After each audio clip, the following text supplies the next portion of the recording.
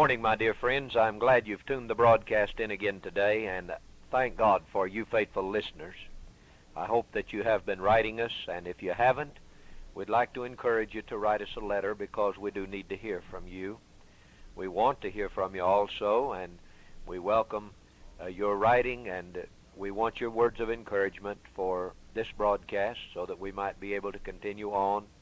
And when I say that we want your words of encouragement, friends, this is the thing that we're basically looking for, because we know that if we're making contact with people, that God will help us to supply the needs of the financial part of the broadcast. So we want to know if we're reaching you, and if you're being blessed in this ministry. Why, we'd like to know this.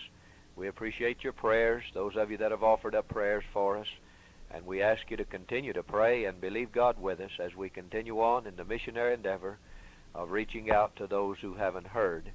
We're reaching boys at the present time who are delinquent and who come from the courts of our land, and we count it a privilege to be able to work in this mission field. It certainly is an unevangelized field right here in our own country. It's a very difficult field, and we count it a privilege to be called to work in this field. We don't apologize for the hard work, because we've been called to that work, and it is hard work. But we are seeing results, and that's why we stay.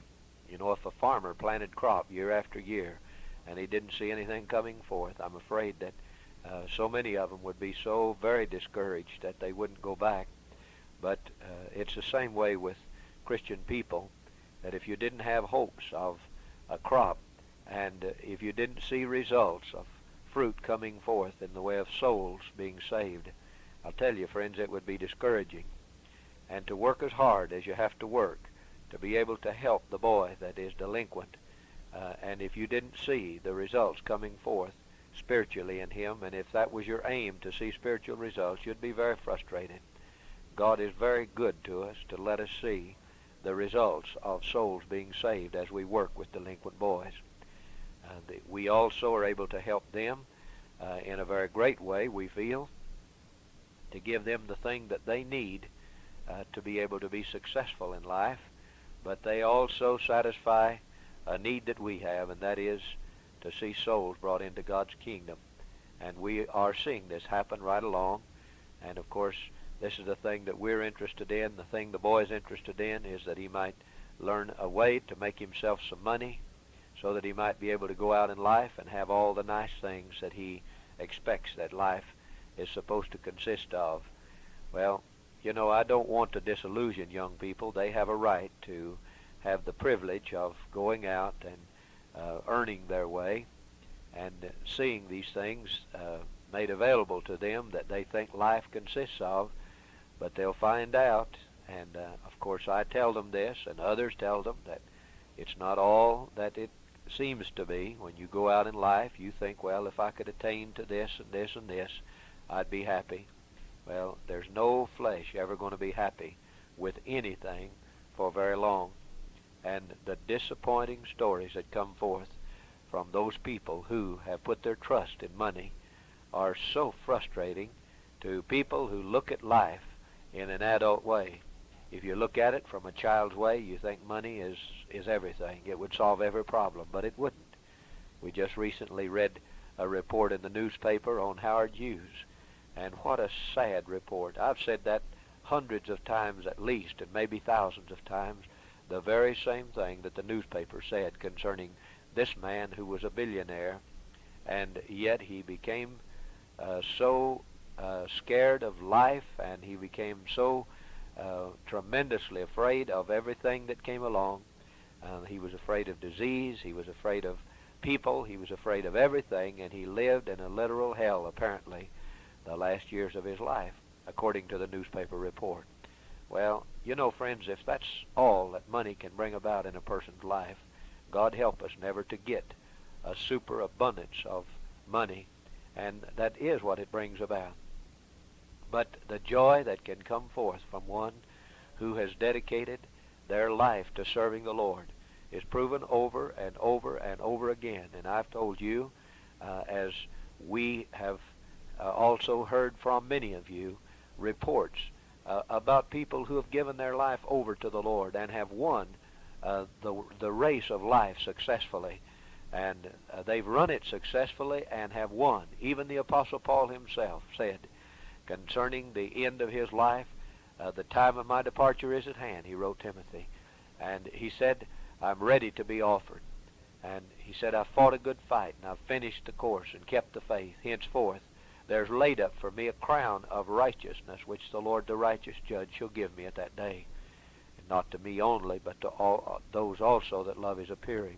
Well, you see, he run the race with patience that was set before him. And, friends, he won. I feel with all my heart that he won the prize for a faithful Christian life. And he said it's for you also, if you want to love the Lord's appearing and run this race with patience, looking unto Jesus, who's the author and finisher of our faith, and we can have that great reward spiritually that's promised. But what a vain way for those people who just go out in life with one ambition, and that is to get rich, or that is to be successful. And if they attain to success, the life of Solomon is just a very close parallel to other rich men's lives that have been lived in our own generation. And of course we have a Bible report of what riches and worldly fame and wealth will bring about. And it will bring about misery, and it will bring about heartache and grief to the person who puts their trust in that. And I don't know why year after year that people have to continually be shown that, but it's something that man is still learning. We have those in our generation that are so power crazy and so money crazy that they'd kill or anything else to get it. Well, friends, let me tell you something, that when they get it, it may be something that they'd not like to not have, but couldn't turn loose of. When you get in a position of recognition and fame and popularity and riches, I'll tell you, it's one terrible thing, I would imagine, to be closed up in a cell like that. And that's all that it is. Gets to where you can't sit down and have a sensible conversation with your friends because everybody's eyes are upon you because you're famous. You're hunted wherever you go because somebody's wanting your autograph. Some people in their youth think that they'd like that. But to me, that would be one terrible, terrible thing for a person to have to come into. It ruins a person's position of effectiveness in life, it seems to me. And riches, you never know whether people are after you for your money or whether they're after you for your fame when you become rich. But there's one thing for sure, that riches will spoil a person who has obtained these things, if that was their sole aim in life.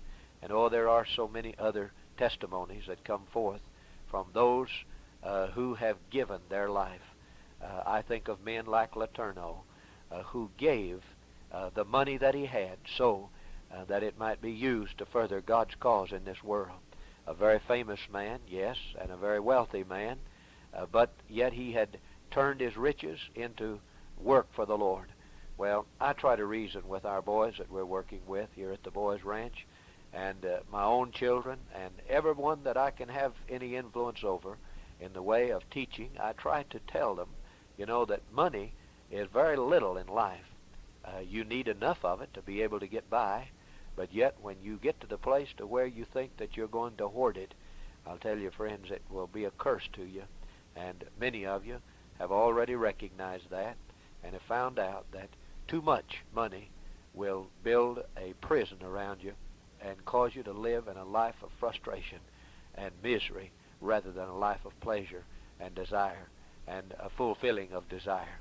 Well, needless to say, young people are born with that drive of being able to have what all the rest of us have had, and if you tell them that they can't have it, well, they think that you're trying to cheat them out of the good things of life. Here we are, as older people, as the now generation, for instance, with all of the nice things that they see us having, and they see that you can go out and get certain things that you want. You can drive a car, you can have a home, you can have clothes, and they can't have these things. Somebody's having to provide these things for them.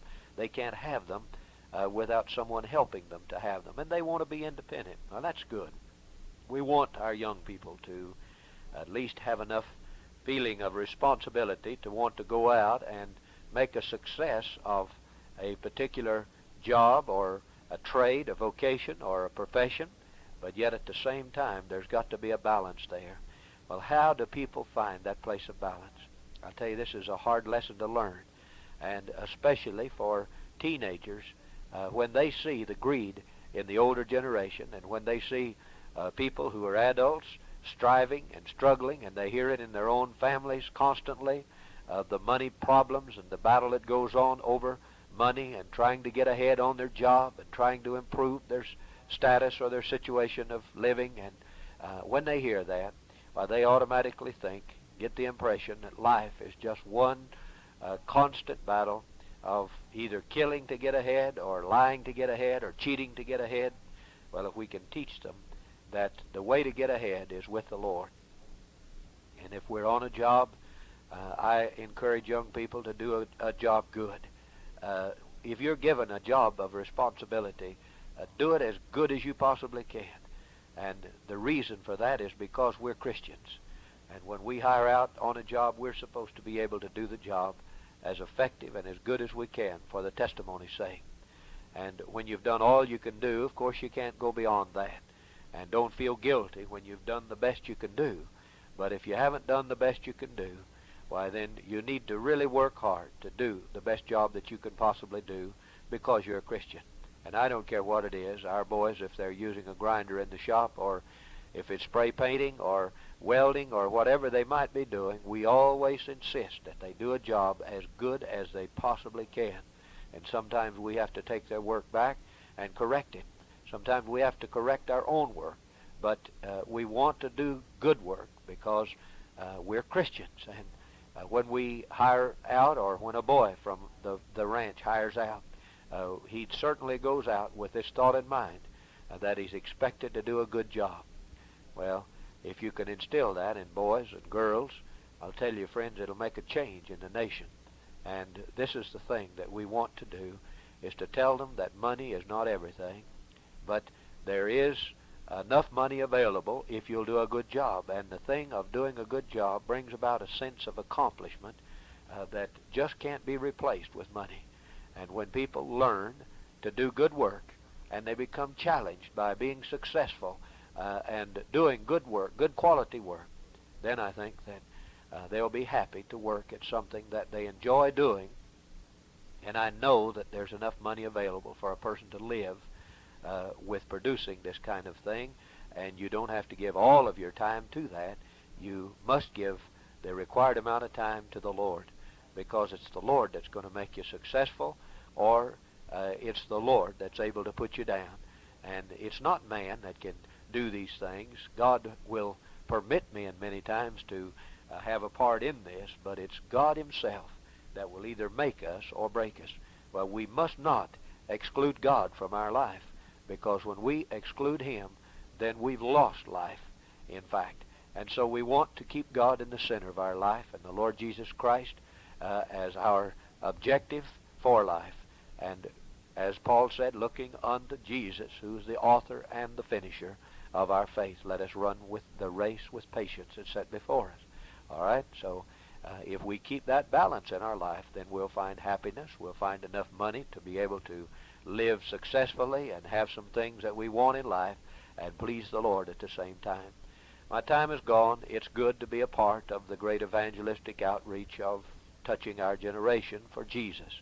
I hope you'll have a part in this. You can have a part in our ministry by writing us at Post Office Box 2211, Tulsa, Oklahoma, 74101, zip code. Until the next broadcast, remember, friends, don't be weary in well-doing, because you're going to reap in due season if you faint not.